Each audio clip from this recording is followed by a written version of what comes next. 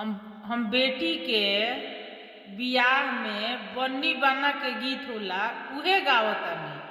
आप सबे सुने लोगिन, सुन के लाइक कमेंट सब्सक्राइब भी करे लोगिन, साथ में शेयर भी करे लोगिन। अखिया से चुएला रुलैया हो, नैहरावा सपना हो गई। अखिया से चुएला रुलैया हो, नैहरावा सपना हो गई। नैहर में बाड़े माई और बाबूजी, नैहर में बाड़े माई और बाबूजी।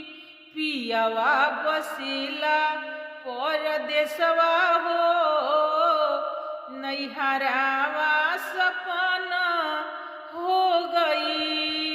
पियावा बसेला परदेसवा हो, नैहरावा सपना हो गई। नैहर में बाड़े चाचा और चाची, नैहर में बाड़े चाचा और चाची। पियावा गईले परदेसवा हो, नैहरावा सपना हो गई। पियावा गईले विदेशवा हो, नैहरावा सपना हो गई। नैहर में बाड़े दादी और बाबा, नैहर में बाड़े दादी और बाबा। पियावा गईले विदेशवा हो, नैहरावा सपना हो गई।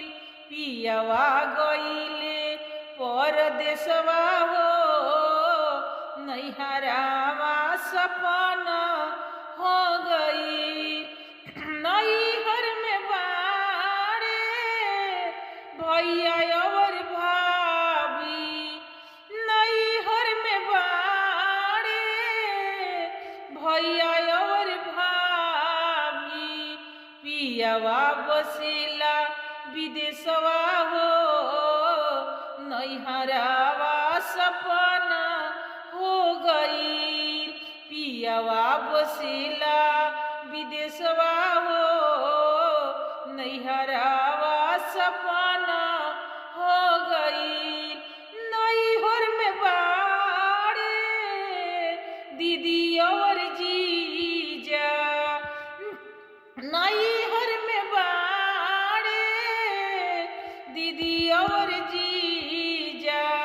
पियावा गईले परदेसवा हो, नैहरावा सपना हो गई।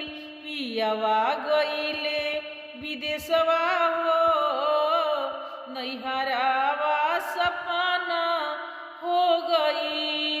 अखिया से चुएला रुलैया हो, नैहरावा सपना हो गई। नैहरावा सपना हो गई। आप सभी के गाना सुनने के लिए धन्यवाद।